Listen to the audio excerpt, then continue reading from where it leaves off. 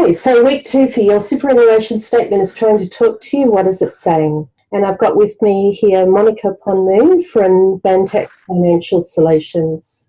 My name is Colleen Tarrant. I'm from Bantax in the Brisbane office. I specialise in businesses on zero and investment property owners. And I've got over 30 years experience in business accounting, advisory and tax, helping people understand their finances and their taxes better. So Monica, would you like to share a bit about yourself? Thanks, Colleen. My name is Monica Ponmoon. I'm a senior financial planner with Bantax Financial Solutions. I provide honest, holistic advice to my clients to help them achieve their best financial futures, working, as I say, with clients and their other professionals to reach their best financial future. I've had 30 plus years in financial services, both locally and abroad. So I guess you could say I have a little bit of knowledge in what I'm talking about. So just your usual disclaimer, it's not particular financial advice and that laws may change, and really you should see a financial planner for really important financial or an accountant for tax decisions. And the usual liability limited by a scheme approved under professional standards legislation, which we're required to put on anything out of this nature. So what we're covering is 7 sessions on understanding your super statement from 6 p.m. to 6:30 on a Tuesday night Queensland time, and we're in week 2, which is your own super. Is it a jigsaw puzzle? So last week we did a statement overview, and there's 7-week plan to review your super, and we'll be working through different topics each week. So just a quick review of week 1 and what we covered in that week. So why Bantax cares about our clients' super, because we can see basically that some of our clients are in financial and superannuation pain, and we care about them because really no one should be poor in retirement. And Monica's going to talk to you more about that and some great examples that she's got for you. We looked at life expectancy info then and now, and how the life expectancy is increased, and how as you get older your life expectancy actually increases. So I found that quite interesting last week. Superannuation balances and age, and that shows that there's a difference between male and super female in every age group according to the Australian Bureau of Statistics.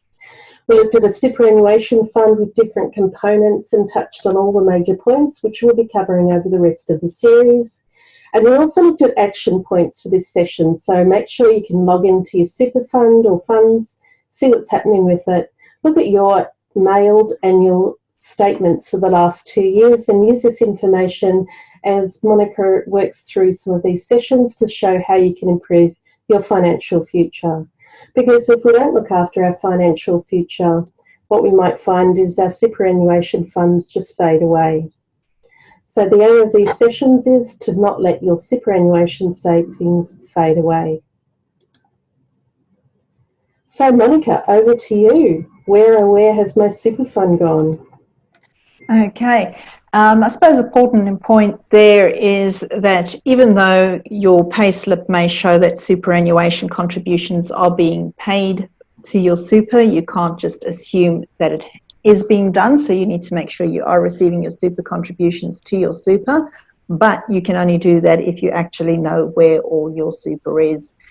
So we need to make sure that we can find our super and get it working harder for us, because it doesn't mean that because we've got it in a big industry fund or a retail fund that it is going to be working as well as it should for each of us individually.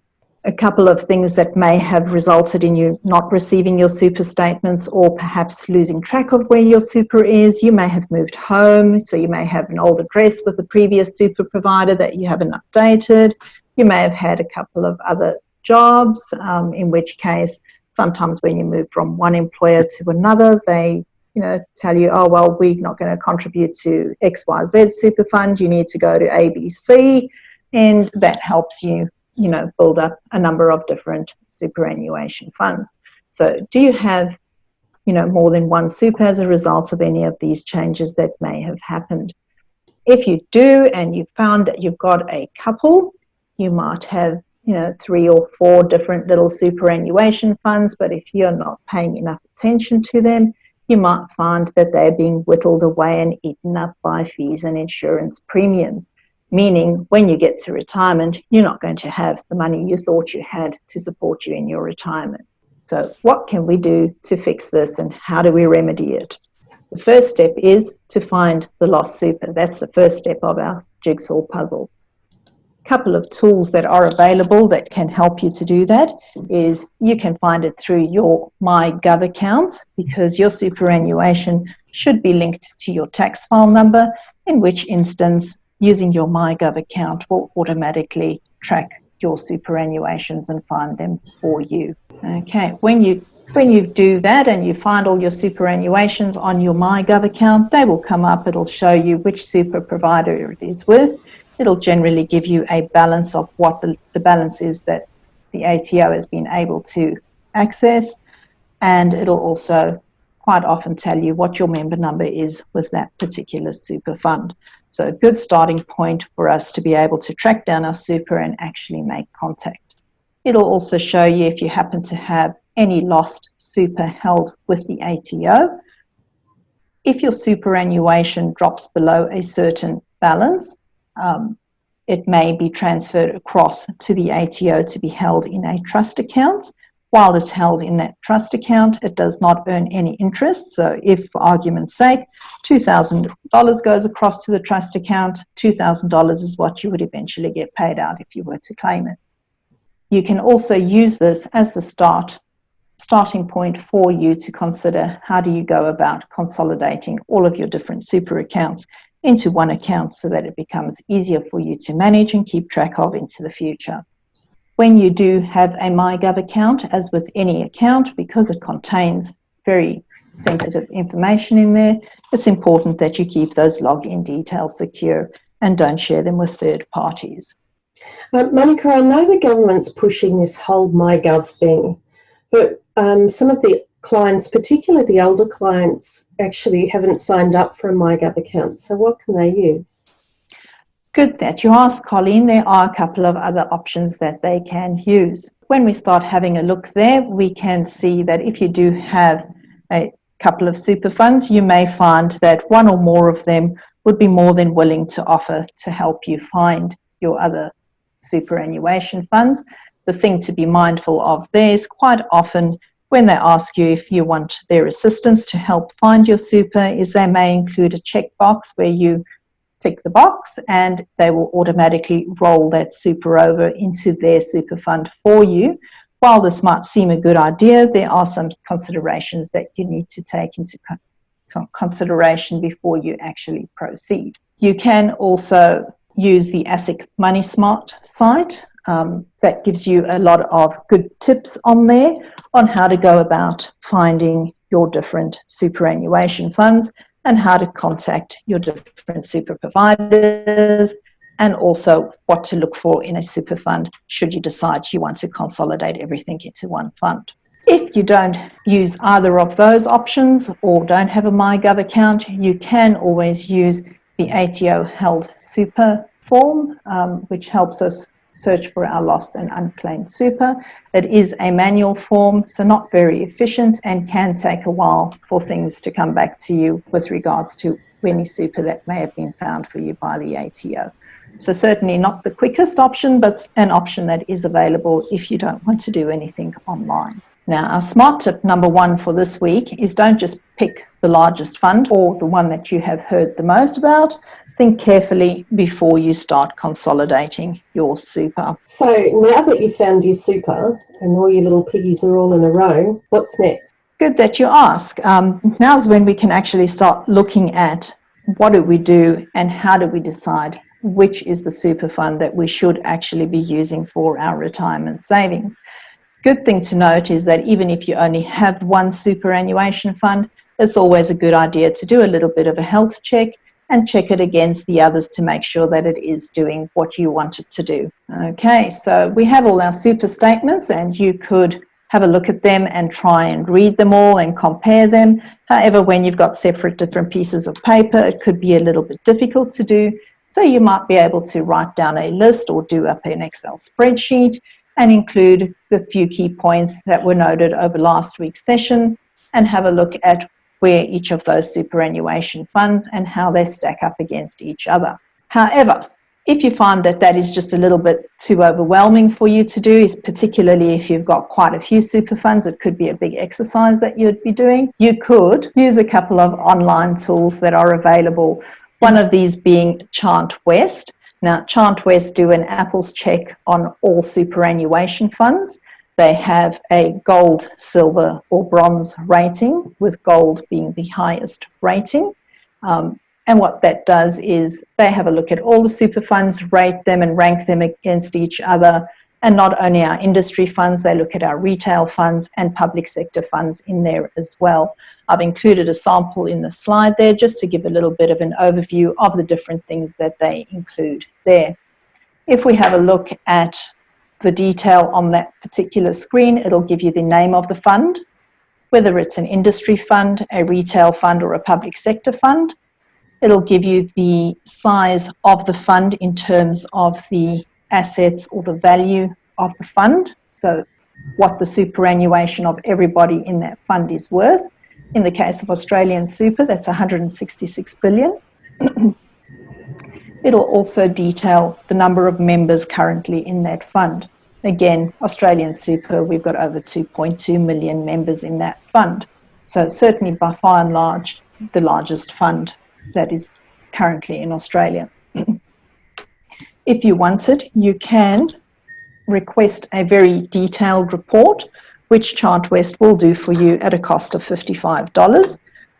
That report, however, is very detailed, and a lot of the information contained in there would probably not be of much value to you. Or you can use CanStar. CanStar is another research and ratings house that has been used for a lot of different things. If you go onto the CanStar site, it'll ask you for a couple of basic details, typically what your age is and what your super balance is. Keynote there is to use super balance, the total of all the different superannuation funds that you've been able to find. You then hit the compare button, and what that'll do, it'll bring up a list of all the different superannuation funds. Again, not just industry funds, they do include retail and public sector funds in there as well. In the example that I have got here for you, I've used a combination of industry super and retail funds, and what the CanStar main screen will show you is the average cost to administer a superannuation fund for somebody, in this instance, aged between 30 and 39, with a super balance somewhere between 55,000 and 100,000. We can see it, we've got some of the different administration costs there. In the next column, it tells us what investment options are available, so the number of investment options. The first two have got 11 investment options, where the third one has 16. And it also then provides us the average 5-year return for a typical balanced investment option within those different funds. As we can see, they're all very different in terms of their fees, and investment returns. You can then select in the little check boxes that are there and compare up to 3 funds side by side. So once you've selected your funds and hit the compare button, you get the next screen. The top part of the screen pretty much carries over from the previous screen, telling you the fund name, the administration costs, the number of investment funds, and the number of free investment switches that you could do within any given time with those funds. Some funds do charge to do more than one investment switch a year. We're seeing less and less of that in the industry, but just to be aware that some of them do. The screen also then provides us with the different options available under the funds. Where there are green ticks means those options are available to you as a fund member, and where there are red crosses means those options are not available. So in the example, if you were someone who wanted to invest in direct shares or term deposits, you would certainly not be using 2 of the 3 funds that are up there. You would look for the fund that's got the green ticks and use that fund as the one that meets your investment needs and objectives. It also includes other important information in there, like the ability to hold income protection insurance through your superannuation fund, and whether or not you have advice available to you as a member of that fund. Included on there also tells us what sorts of services are available to you, either by way of their website or an online login or a smartphone app. What I've done is I've prepared an example here using the 3 different funds that have been detailed on the CanStar site.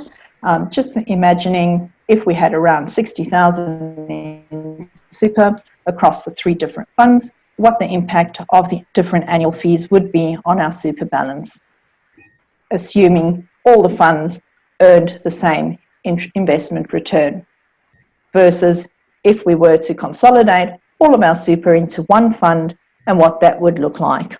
Okay, so this is our starting position where we have 20,000 in each of those accounts and what the balance is after we take out the fees. If we were to have a look after 12 months, we can see that there definitely is a savings in fees, meaning you have $1,447 extra in super working for you for your retirement. Some people might say, Monica, that that's not a huge amount, for your retirement. So how does that work out over time? Thank you for asking, Colleen. I have also prepared an example of what it would look like after a 10-year period, for example, which we can see definitely through the power of compounding and the savings of those fees and having more money earning investment returns and compounded interest on that. You could have an extra $20,000 in your super account working for you for your retirement. And that's only after 10 years. Correct. So imagine the difference that could make over 20 or 30 years. Okay, so I guess the first thing to be mindful of is that cost isn't the only consideration that needs to be taken into account. Cheaper isn't always better. I'm sure we've all got a story about the $2 wrench that we bought at Bunnings versus the better quality wrench and how quickly we've had to replace that $2 wrench as opposed to the more expensive one. Some of the other considerations that we need to be mindful of when we're considering rolling our super or consolidating it all into one particular fund is we need to be very mindful of our personal circumstances and in particular regarding any insurances attached to those superannuation funds that we have. When we're looking at rolling over our super and we make a decision and send an instruction to have our superannuation rolled into another fund, any insurance attached to that superannuation will fall away. So very important that you make sure that your fund that you're going to roll over is going to allow you to have insurance and more importantly, find out what the costs are to have the insurance at the level you require. Something that is becoming more and more prevalent in the industry every day is a matter of ethical investing. Quite often I get asked the question by clients if it is something that's available because perhaps they don't want to invest in companies that are mining coal for coal-fired power stations, or they may not want to invest in companies that aren't using sustainable farming methods or are involved in gambling or alcohol investments. So very important, if that is important to you, to find out from your super fund whether or not you do have ethical investment options available to you.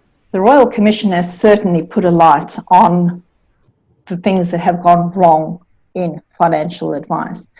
So probably a good idea when you're considering your superannuation is to make sure that those investment managers and fund managers that you're going to be using are ethical and are going to do the right thing by their fund members. Another thing that might be of importance to you is to consider the level of support and educational information available to you as a member of that particular fund. A number of funds will offer free seminars to members of their funds, which enables you to go along to sessions and find out things around the costs of your superannuation, the different investment options available to you, the insurances that you might have available to you, and how to get that all working for you towards your retirement. Something else that is to be considered, particularly if you work in a company that has operations overseas and may require you to go and work overseas for any period of time, is to make sure that your superannuation fund will accept contributions from income earned in a foreign country. Because it's really important to make sure that even while you're not in the country, that your superannuation does receive contributions so that it doesn't get whittled away by the administration fees that will be payable even while you're out of the country. The other thing that we need to have a look at is to make sure that the investment options that we have in our superannuation actually match the level of risk you're prepared to take with your investment. Now, one thing you can do to make sure or work out how much risk you want to take is to complete a risk profile, but we will discuss that in more depth in one of our later seminars. Remember, if this all seems to be a little bit overwhelming and you'd like some help with it, that Bantax Financial Solutions does offer a complimentary first appointment where you could bring in all the information that you've gathered on your superannuation and come in and have a chat with one of our advisors just to make sure that we get you on the right track. Our smart tip number 2 is look after your super now, because it needs to look after you in retirement. So it's well worth putting in the effort and making sure you do the right thing now so that you can have the best retirement you'd like. So it's not just lost super that people could be looking out for. You can also look out for unclaimed money. Lost money from bank accounts, from dividends that companies are trying to pay, or from shares or investments or the government gazette, or from some other sources. You can see on the website, the Money Smart website, that there's around $1.1 billion in lost shares, bank accounts and life insurance. Unfortunately, I've never found any money in my name, but I live in hope. So it's something, while you're looking for lost super, you could keep trying each year, you never know. And you never know what's lost because if you've moved house or you've moved jobs and you might have lost track of it. So look for unclaimed money as well as lost super while you're doing all this financial revision for your own financial future. So action for next week. Monica's taken us through finding your lost super and doing that search, and how to do your super comparison. Even if you only have one fund, do compare it to others because they might change over time. So take action if you find one or more lost super or lost monies. And if you can't work it out yourself, consult with a professional. Just get your super into gear so it's taking you well into retirement. And take your own personal circumstances into account, not just the CanStar or the Chant West comparison that Monica's shown you tonight. Everyone is different and everyone has a different set of circumstances. And just a reminder, thank you to everyone who's attending tonight. We really appreciate your time in your busy life in the evening to cover this super reminder and super information. So it's on next Tuesday night, 29th of October at 6 p.m. Queensland time. So week 3 is big bad fees. So we've touched on the fees this week, but we go into it in a lot more detail to help you really compare your super funds next week. So thanks again for everyone for attending. Thank you, Monica, for all your input and insight into the financial solutions side of things. If anyone needs any extra help on tax or advisory or financial solutions, here are our contact details. But again, we really appreciate your time tonight and we look forward to seeing you again next week. Thanks, everyone.